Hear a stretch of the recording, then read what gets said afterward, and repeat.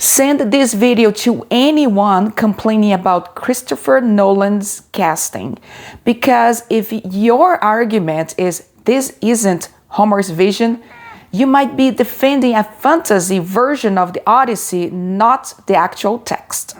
If you have been online lately, you would think Christopher just committed a literary crime against the Odyssey. Readers are so upset. They are calling the casting disrespectful. Some are already dismissing the film. If anything, I am more excited than ever. Let's be serious here for a moment. The Odyssey has survived nearly 3,000 years. It has been retold, reshaped, translated, reimagined across cultures and centuries. To suggest that one film adaptation could ruin it, it's simply not grounded. Homer himself belongs to an oral tradition. Not even certain he was a single historical individual. It's entirely possible the Odyssey was shaped by multiple storytellers, evolving performances, and only later written down. So this idea that there is only one fixed secret version to protect, that is not how this story was born. I have also seen people argue that ancient Greeks were obsessed with white skin, and that the casting should reflect that. Even if we accept that, so what? So what? A cultural preference, even a fantasy, is not a rule that every future adaptation must obey. It does not mean modern film has to become a perfect visual replica of the ancient aesthetics idea. More importantly, Homer does not even give us detailed modern style physical descriptions.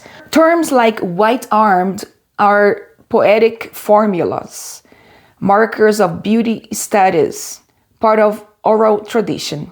They are not literal casting instructions. So when people say this isn't how the Greeks imagined them, I think they are misunderstanding the nature of the text, because the Odyssey is not about preserving a fixed image. It's about preserving a story.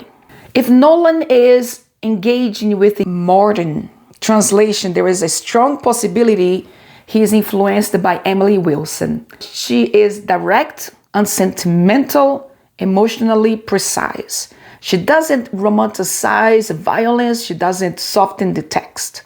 She tells it as it is. Personally, I read Robert Fagles' translation. His version is lyrical, immersive, almost cinematic. It feels epic in a different way.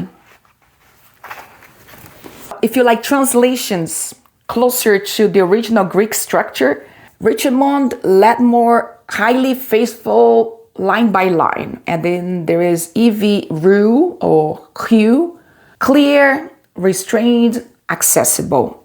Each one gives you a different Odyssey. There is no single definitive version. Why you should read the Odyssey?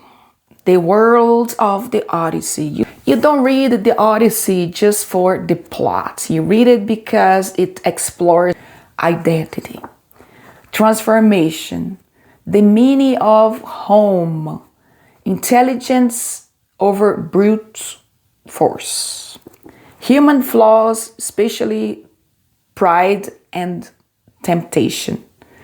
Odysseus is not perfect, and that is exactly why he endures. There is really no reason to stress about the cast. Let's be honest here for a second about what is really happening. People are reacting because the cast doesn't match what they imagined. But that expectation, it's not coming from the text.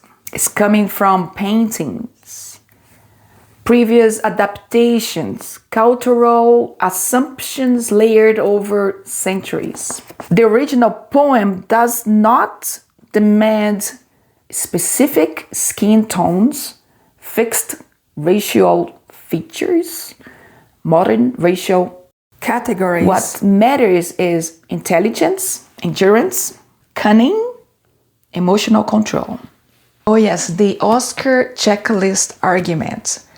There is another narrative going around that Christopher Nolan made these casting choices just to chase awards. That he is simply checking boxes for the Academy of Motion Picture Arts and Sciences inclusion standards. Let's think about that for a second. First, Nolan is not an emerging director trying to get noticed. He is one of the most established filmmakers working today.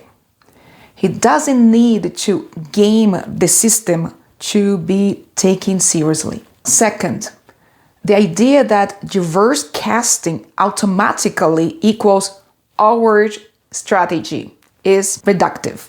It assumes creativity is secondary, casting is political before it is artistic.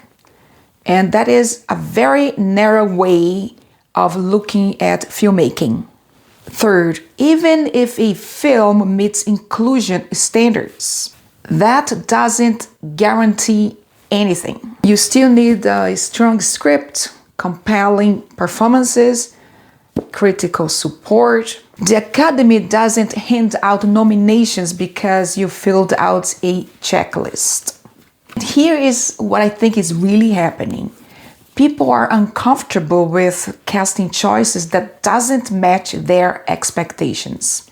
So instead of questioning those expectations, they are questioning the director's motives. It is easier to say this is strategy than to admit maybe the story was never as visually fixed as we thought. Casting is not disrespectful, and if the story still works, then the casting is not the problem. The expectation is. And honestly, you guys, I am looking forward to this film. It's coming in July, I think July 17th, 2026, because I don't want something predictable. I said that about Wuthering Heights. I haven't watched it because and I'm not interested in that at all. It's not the casting, it was what it was done. I shared my opinions about Wuthering Heights. Christopher Nolan, good for him, is taking lots of risks, and that's how you make classics feel alive again. His choice on casting is not a sacrilege at all. This is what happens when a story refuses to die, and maybe that is the most faithful thing to Homer. Odysseus is in Greek, but in Latin is Ulysses. Coincidentally, eh? Probably the only book I would reread. The Penguin Classic Deluxe Collection has the deckled edges like this. So neat.